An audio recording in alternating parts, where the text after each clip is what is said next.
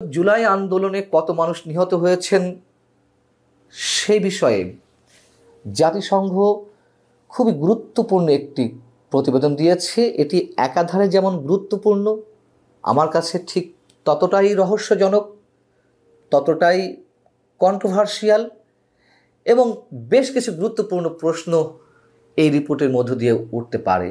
এবং একই সঙ্গে রাজনৈতিক দল হিসেবে আওয়ামী লীগকে নিষিদ্ধ না করার বিষয়ে তারা সুপারিশ করেছে। সব দিক থেকে রিপোর্ট নিয়ে আলোচনা বিশ্লেষণে অবশ্যই প্রয়োজন রয়েছে এবং কোথায় কোথায় অসঙ্গতি সেটিও অতি সংক্ষেপে আপনাদের সামনে একটু তুলে ধরতে চাই। এবং পাশাপাশি এটিও বলতে চাই, এই রিপোর্ট দেখে মনে হতে পারে যে এটি তৈরির ক্ষেত্রে বিশেষ কোনো গোষ্ঠী প্রভাব বিস্তার করেছে। কে ইনফ্লুয়েন্স দিয়েছে, কারা ইনফ্লুয়েন্স দিয়েছে সেটি আমি জানি না, তবে রিপোর্টটির চুম্বক অংশ আপনাদের সামনে তুলে ধরলে অনেক কিছুই পরিষ্কার হয়ে যাবে। আমার মনে হয় বিষয়টি আমরা বিবেচনায় নিতে পারি। আমি চুম্বক অংশ তুলে ধরছি রিপোর্টের, আপনারা নিজেরাই বুঝতে পারবেন। তারপরে তো সরাসরি প্রশ্ন আমি রাইজ করবই। এখানে বলা হচ্ছে যে স্বৈরাচার আওয়ামী লীগ সরকার নিরাপত্তা বাহিনী, গোয়েন্দা সংস্থা এবং দল এবং সহযোগী সংগঠনগুলোকে যুক্ত করে মাত্রাতিরিক্ত বল প্রয়োগ করেছে আন্দোলন দমনের জন্য ক্ষমতায় টিকে থাকতে। আমরা জানি অবশ্যই, এবং একথা অস্বীকার করার কোনো কারণ নেই যে আওয়ামী লীগ সরকারের বিভিন্ন বাহিনী তারা নির্বিচারে মানুষ মেরেছে, তাদের অবশ্যই বিচার হওয়া উচিত। এখানে বলা হচ্ছে যে বিচার বহির্ভূত হত্যা, নির্বিচার বর্ণাস্ত্র দিয়ে গুলি, গ্রেপ্তার, নির্যাতন, চিকিৎসা পেতে বাধা দেওয়ার মতন গুরুতর মানবাধিকার লঙ্ঘন করা হয়েছিল। মূলত সরকার ক্ষমতায় টিকে থাকতে এই যে মানবাধিকার লঙ্ঘনের বিষয়গুলো, এতে সরাসরি নেতৃত্ব দিয়েছেন সাবেক প্রধানমন্ত্রী শেখ হাসিনা এবং তৎকালীন স্বরাষ্ট্রমন্ত্রী। এটিও আমরা মনে করি। তখন এটি আর জাতিসংঘ বানিয়ে বানিয়ে দেয়নি, এটি আমরা তৎকালীন বিভিন্ন আন্দোলনে নানান ঘটনা প্রবাহের মধ্য দিয়ে এটি অনেকভাবে সাক্ষী হিসেবে চলে আসতে পারে। এইবার মোর সিগনিফিকেন্ট একটি বিষয় এখানে তুলে ধরতে চাই। প্রশ্নের শুরু এখান থেকে বলা হচ্ছে যে 2024 সালের 1 জুলাই থেকে 2024-এর 15 আগস্ট পর্যন্ত সংঘটিত ঘটনা প্রবাহ বিশ্লেষণ করে এই রিপোর্ট তৈরি হয়েছে। আমাদের তারিখটা খেয়াল রাখা দরকার। 2024-এর 1 জুলাই থেকে 15 আগস্ট পর্যন্ত। শেখ হাসিনা দেশ ত্যাগ করেছেন 5 আগস্ট, গণঅভ্যুত্থান চূড়ান্ত রূপ নিয়েছে 5 আগস্ট। আচ্ছা, এই রিপোর্ট তৈরি করার সময় সাক্ষাৎকার হয়েছে 230 জনের, যারা ঘটনার সরাসরি শিকার বা ভুক্তভোগী, আর বিভিন্ন রাজনৈতিক দল বা সরকারি সংস্থা এবং নিরাপত্তা বাহিনীর ঊর্ধ্বতন যারা রয়েছেন তাদের 36টি সাক্ষাৎকার নেওয়া হয়েছে। আর কাদেরকে অভিযুক্ত করা হয়েছে সরকারি বাহিনী হিসেবে? সামরিক গোয়েন্দা পরিদপ্তর, ডিজিএফআই, জাতীয় নিরাপত্তা সংস্থা এনএসআই, পুলিশের গোয়েন্দা বিভাগ ডিবি, পুলিশের বিশেষ শাখা SB, national telecommunication monitoring cell NTMC সহ বিভিন্ন রাষ্ট্রীয় সংস্থাকে এতে দায়ী করা হয়েছে। এবং একথাও বলা হয়েছে যে 21 জুলাই ডিজিএফআই থেকে একটি সতর্কতামূলক প্রতিবেদন দেওয়া হয়েছিল শেখ হাসিনার সামনে, যে এটি বুমেরাং হতে পারে, যে মাত্রায় বল প্রয়োগ করা হচ্ছে সেগুলো তিনি কর্ণপাত করেনি। এরকম আরও অনেকে প্রতিবেদন দিয়েছিল।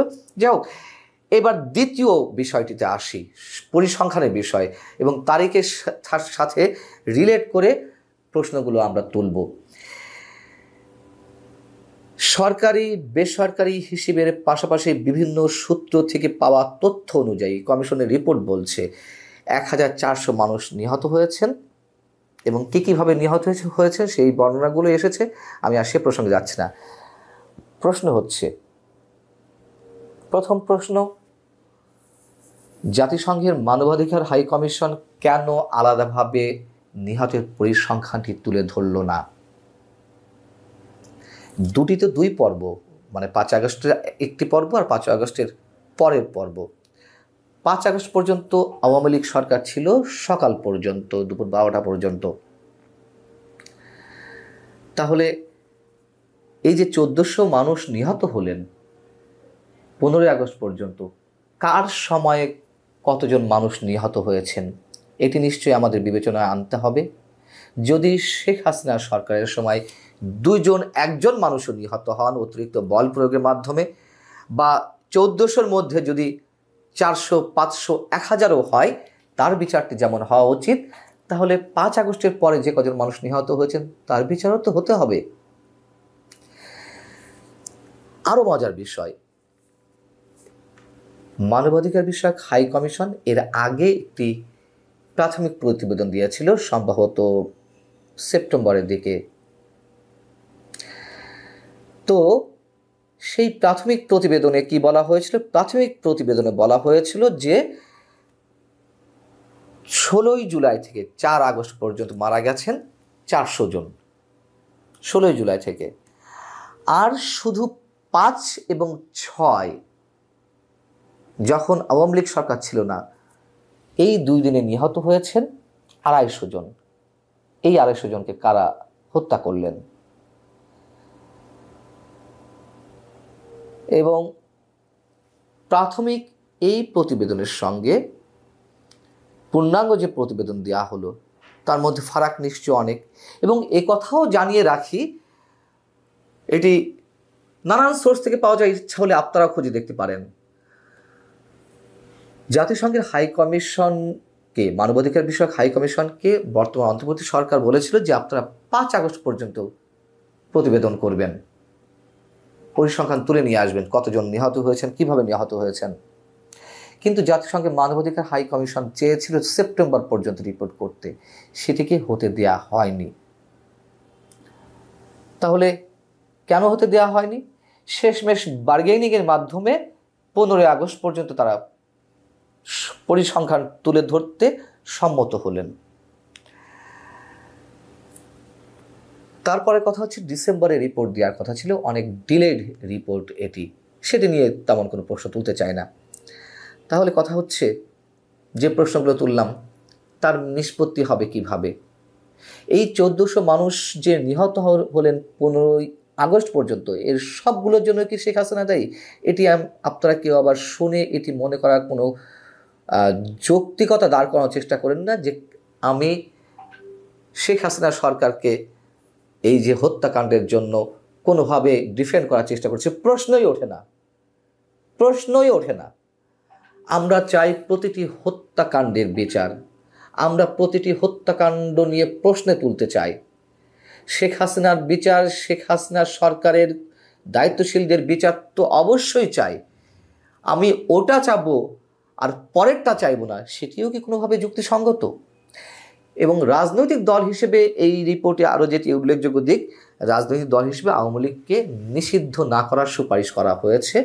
সরাসরি বলা হয়েছে, রাজনৈতিক দলকে নিষিদ্ধ করা হলে সত্যিকার বহুদলীয় গণতন্ত্রের পথে ফেরা রুদ্ধ হবে এবং পাশাপাশি বাংলাদেশের বিপুল সংখ্যক মানুষ তাদের ভোটাধিকার চর্চা থেকে বঞ্চিত হবে। যে ভোটাধিকার, যে গণতন্ত্রের জন্যই তো গণভ্যুত্থানের সৃষ্টি, গণভ্যুত্থানের চূড়ান্ত রূপটা আমরা পেলাম। অতএব খুব সিগনিফিক্যান্টলি জাতিসংঘের মানবাধিকার বিষয়ক হাই কমিশন এই বিষয়টি তুলে ধরেছে। যদিও আওয়ামী লীগকে নিষিদ্ধ করার বিষয়ে বর্তমান সরকারের দায়িত্বশীলদের মধ্যে থেকে কারো চেষ্টা অতিমাত্রায় আমরা দেখতে পাচ্ছি। শেষমেশ হয়তো পারবে না, কি করে সেটা আমরা এখনই বলতে পারছি না। তবে সব মিলিয়ে জাতিসংঘের এই রিপোর্টটি অবশ্যই গুরুত্বপূর্ণ, ইন্টারেস্টিং, পাশাপাশি কোয়েশ্চেনেবল। অনেক প্রশ্ন উঠতে পারে। এবং এই যে পুরো সেপ্টেম্বর পর্যন্ত রিপোর্ট দিতে পারলো না, কেন দেয়া গেল না? কেন তাদেরকে নিবৃত্ত রাখা হলো? পরিসংখ্যানগুলো বা কেন আলাদা দেওয়া হলো না? কারা প্রভাব বিস্তার করলো? এই প্রশ্নগুলো কি খুবই অযৌক্তিক? সেই প্রশ্ন আপনাদের কাছেই রাখলাম।